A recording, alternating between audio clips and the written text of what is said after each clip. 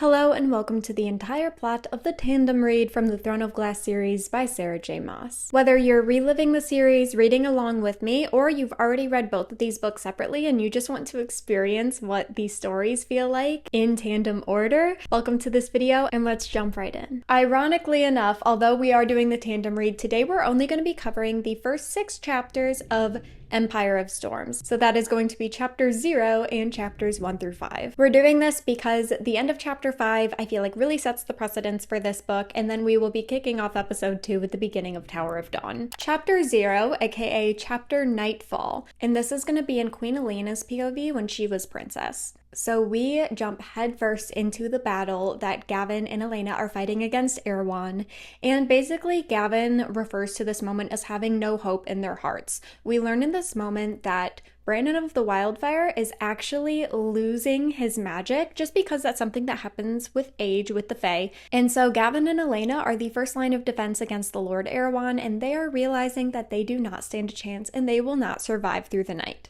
Gavin is actually encouraging Elena to run away so that she can avoid the brutal death that no doubt will come for her. When Elena says, "We are not going to win this war, but we can delay it a little while." She says she wants to turn herself into Erewhon, but she wants Gavin to come with her to distract him so that she can contain and trap him. Gavin then agrees, and Elena says no one can ever know. Now, what's really crazy about this is because of what we read in Queen of Shadows, we know that Gavin later does actually confess when he carves in the story of what actually happened into a temple that we found in the catacombs underneath the sewage tunnels. We learned that Gavin and Elena did not, in fact, kill King Erewhon like legend presumes that they did, but that they actually put him to sleep in a mountain we now know to be Morath. And with that, let's flash forward to today in chapter 1. So this is going to be in Elide's POV, and this poor girl has been trying to sneakily travel through the woods, and I'll remind you that she has a limp, okay? So it's not exactly very smooth, it's not very sneaky, and also just not very comfortable for her. I will also let you know that it has been weeks since Manon of the 13 dropped her off in the woods. She still also has the word key, and she does say something interesting here that I want you to remember. She says that the word key seems to be singing to her. That's odd. When it comes to surviving in the woods, though, she is running out of food and she's trying to find some non-poisonous berries. And let's just say she's a little malnourished. She's not as nourished as she probably should be. She's also learned the hard way to only drink water from a running stream. She did try to drink pond water at one point and almost died because lovely things grow in ponds that aren't exactly made for the human system. While she's searching for some water, she comes to the conclusion that she has no clue where she is, and all she knows is that she needs to be walking north. And she believes she's walking north, but she's also very well aware of the fact that she is not a survivalist. She's never done this before, and for all she knows, she could be walking south. She continues to walk towards what she believes to be north when she hears something in the distance and takes cover just to see that there are 2 wyverns flying overhead, 2 witches on top of them. After they pass, she does continue her journey, but she can sense that something else is off, like something else is nearby. Now let's jump to Lorcan's POV, because Lorcan is still hunting down his word keys, and he's been kidnapping and torturing witches for information about the 2 witch armies, the one in Morath and one in Farian Gap. We'll learn a little bit about them very soon. So he is also journeying through the woods, and he also hears something in the distance, and also takes cover under the trees and watches 2 witches on 2 wyverns fly overhead. And then he notices a girl in the distance.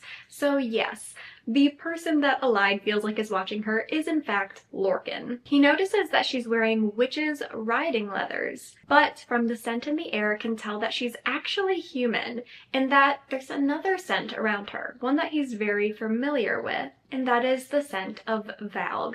Now this could be due to some of the witch blood in her system because witches are part Valg. However, this could also be the fact that she literally just has one of the word keys on her. But the fact that he can smell something Valg about about her makes him very curious as to why a semi-valg smelling human girl is in witch leathers and walking through the woods, so he decides that he is going to follow her. Chapter 2, we're going to jump to Aelin's POV, and buckle up because this is a big chapter. Her and her court are camping in the Oakwalled Forest on their way to Terrasen, and while her court is sleeping, she's practicing her magic to keep a controlled fire. Remember, ever since Era Fire, the biggest challenge for her is to control her magic because she has really awesome and really powerful magic, but with that comes a lot of challenges when it comes to needing to control that power. So she has been working really hard to make sure that she can control her fire, whether that is a flame in a candle or just a campsite fire. Also, she is trying to mess around a little bit with some of the water magic she has from her mother. Now, I believe this is the first time I've mentioned it in these videos, that Aelin does have a bit of this magic. Are we really surprised though? Because we know that she has a little bit of healing magic from an ancestor as well, and we knew that her mother had water magic because she had to basically drown Aelin as a child to keep her from setting the King of Adarlan on fire. So she's messing around with working to control her primary magic source while also exercising her more subtle hints of magic as well when she sees the little folk. Now, we haven't really seen the little folk, I don't think, since Throne of Glass, when Aelin is being transferred from Endovier to the castle to fight for the prince in this competition for the king. But basically, when you thought of fairies before reading anything Sarah J. Maas or before fairies became a really big romantasy hot topic, you think of like little Tinkerbells. Like, think of little Tinkerbells, basically. They're like little folk. Anyway, she's noticed them silently following her around and their court, and also leading little gifts outside of the camp. Now, these are really cute things like flower crowns that they gave for Evangeline, as well as a little hawk figurine they made out of some wood and moss. And that, of course, was for Rowan. And she knows that the little folk are watching out for her, and she loves and appreciates them. And I want you to remember the little folk because they are going to pop up a little more than you would expect them to. As for what we're doing in Oakwalled Forest, today we are meeting with Adian's contacts, which are the lords of Terrasen, or technically Orinth, because Terrasen is technically a defeated kingdom. But in Orinth specifically, they're going to be meeting with the old lords of Terrasen, and Adian has arranged with them to meet in this exact spot in the forest. And trust me, we're going to get to talk about this meeting in depth in today's episode. Rowan and Aelin are going to start foraging for breakfast when Aelin notices another gift. It is another handmade with the forest foliage figurine, but this time it is a wyvern. And this actually sparks some thoughts from her, because one of her biggest fears right now in fighting Lord Erewhon is the fact that he has all of these Iron Teeth witches fighting for him, and they're on flying wyverns now. And she has this moment where, and I'll quote it exactly from the book, but she thinks, "And Aelin Galathynius, Queen of Terrasen, knew the time would come to prove just how much she'd bleed for Aurelia." So although she shows this cool, calm, and collected exterior to the rest of the world because, you know, she knows that she's going to have to become queen and she's going to have to fight this battle, it just goes to show internally not only how bad she wants to fight for Terrasen, but also how terrified she is. Like, both can be true. She can be terrified while also really wanting to do this. But let's take a minute and jump to Adian's POV, because we find him thinking about Lysandra. I wonder what that might be about. Basically, he has admired how many beastly forms she's been able to test out during their journey, and he also finds it interesting that she has hardly taken her human form during this journey at all. She's taken it a couple times, but she definitely prefers to be exercising and flexing her shapeshifter magic. But something makes him a little nervous when he thinks about how the old lords of Terrasen are going to perceive her based off of her history. A couple other things we learn in Adian's POV in this section is that the Bane, which is the troop that he commands, they actually followed his orders and they're currently camped outside of Orinth. So they're loyal to Adian and ready to fight for Aelin, Queen of Terrasen. They did not stay in Reptold. At breakfast, Adian and Aelin start talking about the meeting. Mind you, these are Adian's contacts. He has arranged this meeting, and of course he is a little bit nervous about how things are going to go, so he's basically coaching Aelin through what this is going to look like. This also kind of serves to tell us as the reader who we're about to meet. So of course we have Ren, and you probably probably remember Ren from Heir of Fire. Then we have Murtaugh. So Murtaugh married Ren's grandmother. Although he is not born in Allsbrook, he actually represents the family, and Ren Allsbrook will be taking up the title after Murtaugh. So they will both be there, as well as Darrow. Okay, so we have not met Darrow yet. Darrow is the wealthiest of all the men of Terrasen, after Aelin, of course, and he holds the most influence because he handled the relationship with Adarlan after they occupied Terrasen. So he's pretty much been running the show for the past 10 years. Also, something that is very important for you to know is that Darrow was also the king of Terrasen at the time. So Aelin's uncle Orlin, he was his lover. So there's also some emotional plays in here as well. That's all going to be very relevant for you to know in this upcoming chapter. But those are the 3 people that we are planning to meet today. So Ren, Murtaugh, and Darrow. Or Darrow. I'll probably go back and forth between the two, so I apologize in advance whether I say Darrow or Darrow. They're the same person. Also, on a side note, Rowan over the past few weeks of adventuring through the woods has been teaching them about the old traditions of the Fae. And I'm mentioning that because that is kind of how Aelin wants to resurrect Terrasen. She wants to bring back old Fae traditions. So she thinks that the best way to bring that about in Terrasen is for her court to reflect those values. So Rowan has been taking the time to teach them all about these values and how to basically live them so they can be an example to build a better Terrasen and overall a better world. So after Adian drilling Aelin to make sure that she remembered all the people that we are meeting and their importance and their history, and Rowan takes the time to give everyone another lesson on old Fae traditions, they're sitting around this fire eating breakfast when a messenger comes through, and it is actually Darrow's messenger. So this messenger basically informs them that because it's about to rain and Murtaugh is actually very old, and everything that's kind of happened in the last year has really taken a toll on his health. So they really don't want Murtaugh in the middle of the woods in the rain, which is fairly understandable. So the messenger is here to tell them that they are waiting for them in a tavern about 4 miles away. So they all head in that direction. Chapter 3, as exciting as that is, we're actually going to be jumping to Manon's POV because I know you're just dying to find out what's happening in Morath. So she is watching as her grandmother and the rest of the clan are arriving to Morath. Mind you, Manon knows what her grandmother has done now, but of course she's a very traditional girl, so she still bows to her grandmother, and instead of her literal blood grandmother even acknowledging her, just says like, take me to the Duke. So, okay. Very cuddly, cozy, great family vibes coming from Grandma over here. So on their way to see the Duke, Grandmother has some questions about the explosion of Morath, and Manon says she's looking into it but hasn't found out anything yet. Of course, we know that Manon knows exactly what happened.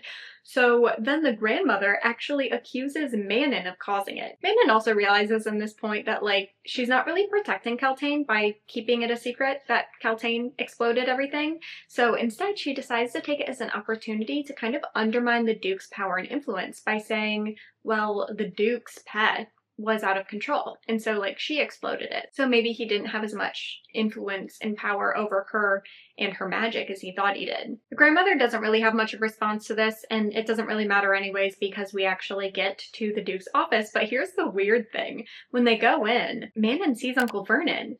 But instead of the Duke, she sees some stranger with gold eyes. And we've learned from Heir of Fire that a lot of the witches have golden eyes because of the Valg in their bloodstream. So Manon not only can tell that this guy is Valg, but apparently she can just smell the power off of him, and she knows that he is in fact the Valg King, Erewhon. So, surprise! In case you haven't already guessed it, it's basically been hinted at a bajillion times, so I'm sure you already picked it up.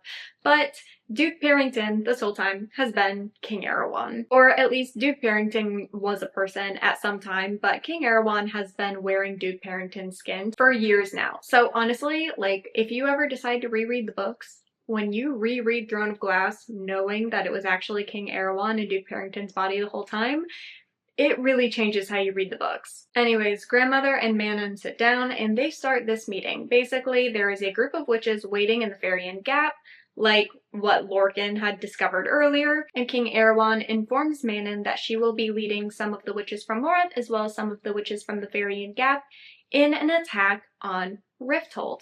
Their number one goal is to basically flex their strength and power in Rifthold, as well as kidnap King Dorian, which, how crazy is it to call him King Dorian now instead of Prince Dorian? But they're gonna kidnap King Dorian and bring him back to Erewhon. Alive isn't necessarily a requirement, but he would prefer him alive. Now here's something really crazy too.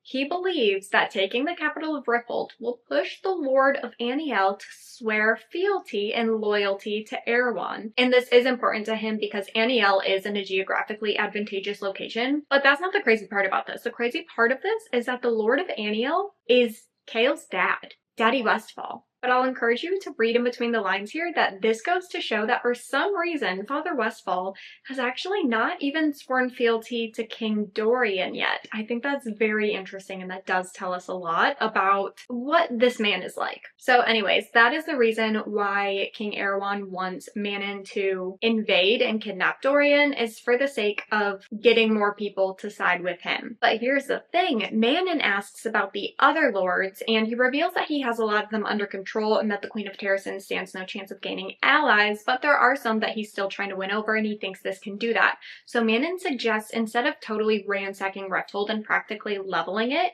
she suggests that they should act as if they are liberating the citizens from Dorian's rule, so kind of control the narrative of it. And that way they can show their strength and gain allies through a respect of their power rather than a fear of destruction, which she thinks will result in some stronger ally relationships. And King Erewhon actually considers this while her grandmother is off seething in the corner because she wishes that Manon would just keep her mouth shut. But he says this is why she's wing leader. He likes that she challenged him just now, and it's actually something he thinks is worth considering. He also reveals that this needs to happen right now because they've kept this super secret and under wraps. For goodness sakes, Manon didn't even know until just now, but they want to attack before word can get back to Rifthold. So this needs to happen right now. And as Manon is getting ready to get her 13 all ready to go and head to Rifthold, he has one last request. Do you remember when Dorian shattered the glass castle, Aelin used her fire magic to basically melt the glass and reforge like this giant glass wall? He wants Manon to shatter that glass wall. He thinks it stands for hope and power, and he doesn't like how it represents Aelin to the people of Rifthold. She confirms that she understands the assignment and she goes to head out. But while the 13 are getting ready, Manon asks Ghislaine to educate her on Erewhon. Now, I'll remind you that Ghislaine is the one who, and I really hope I'm saying that correctly, she is the one in the 13 who she's basically the historian. Like, she knows anything there is to know about anything. This girl's reading history books for fun. Now, I am just going to read this entire paragraph from the book because I do think it is really important, and I'm not going to elaborate on it too much, just listen to the words. Okay, so this is about Erewhon. He was one of the 3 vowed kings who invaded this world at the dawn of time. The other 2 were killed or sent back to their dark world. He was stranded here with a small army. He fled to this continent after Mauve and Brandon squashed his forces and spent 1,000 years rebuilding his numbers in secret deep beyond the White Fang Mountains. When he was ready, when he noticed King Brandon's flame was dimming, Erewhon launched his attack to claim this continent. Legend has it that he was defeated by Brandon's own daughter and her human mate, aka Gavin and Elena, aka literally the entire chapter 0 that we just discussed, or chapter Nightfall. This is the moment that Ghislaine is talking about, and obviously Manon's like, well, clearly he wasn't defeated because he's here right now. And trust me, girl, if we all knew that a long time ago, none of this would be happening. But thank you, Gavin and Elena, for keeping that very important detail a secret. We'll figure out more about that later, but I just know that's what's going on here. Anyway, so Manon suits up, including a new helmet.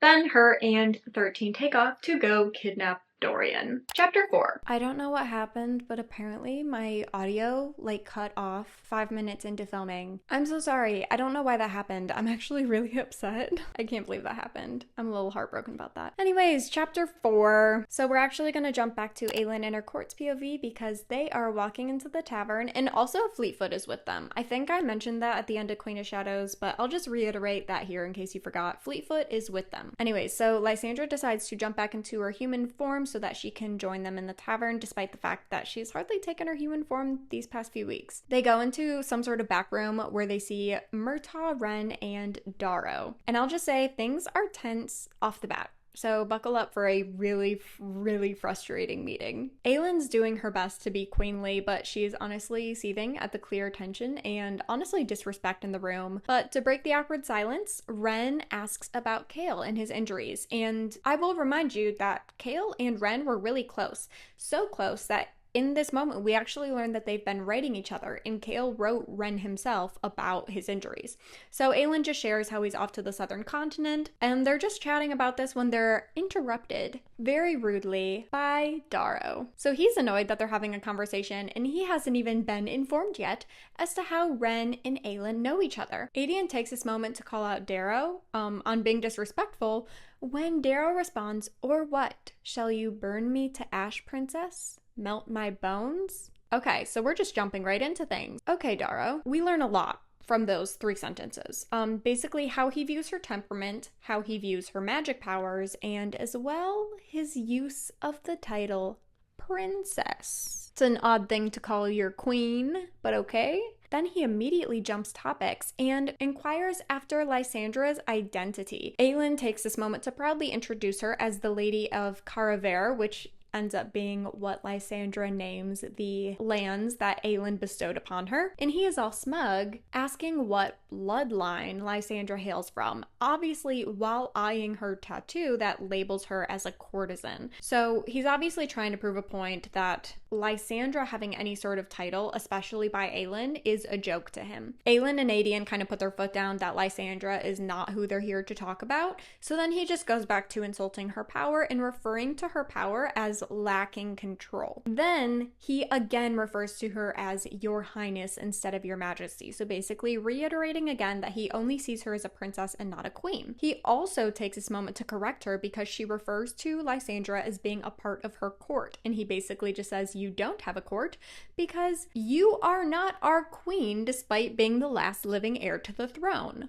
Interesting. Darrow informs her that according to Terrasen's laws, any ruler of Terrasen must be approved by the ruling families of each territory, and basically says that she can be deemed unfit by him and the other lords. He says, "You can hardly expect us to allow a 19-year-old assassin to parade into our kingdom and start yapping orders regardless of her bloodline." He also mentions that he thinks it's absolutely ridiculous that she had the audacity to name a courtesan lady and allow her to be on her court, and that she has Rowan, one of Mauve's right-hand warriors, as part of her court, and he conveniently decided to downgrade to Aelin when he was serving Mauve. Rowan takes this second to speak up for the first time and clocks him, basically saying, "Are you accusing me of taking the blood oath to my queen in dishonor?" And although I'm sure this was supposed to be an intimidation tactic, what it actually does is make Darrow even more mad, because like Aedion, he sees this as kind of outrageous, because in Terrasen, the tradition is that she only gives the blood oath to one person, and that was always supposed to be Aedion. And Darrow is not only furious that she already gave it away, but he's mostly furious because she gave it away to a foreign fae. Darrow then offhandedly mentions that Aelin's only path to even be remotely considered to rule in any capacity would be to marry Aedion and like draw their bloodlines together, but then proceeds to insult Aedion, basically saying that because Aedion has fought for the king of Adarlan and he has the reputation that he does, that might not even be enough anymore. Now, Darrow has been testing Aelin's patience for this entire conversation, but it's really when he starts to attack Aedion that she goes all like Katniss Everdeen on him and does the whole like stabbing the table with a knife right by his hand thing. He then gets to the core of the issue, which is what's really bothering him and why he's being such a bully. Basically, he's been running things for the past 10 years and it has not been pretty. In fact, it has been very ugly and things have not gone very smoothly. And while he was working to restore Terrasen after what happened to the kingdom, she has been a renowned assassin, making bank and living a life of luxury in the enemy's kingdom, serving the king indirectly through Arobin, but then even later then going to actually serve the king directly as his champion for a year. Her response is fantastic. She says, "I will tell my people," of course she puts the emphasis on my, "the entire truth. I will show them the scars on my back from Endovier, the scars on my body from the years of Selena Sardothian, and I will tell them that the new king of Adarlan is not a monster.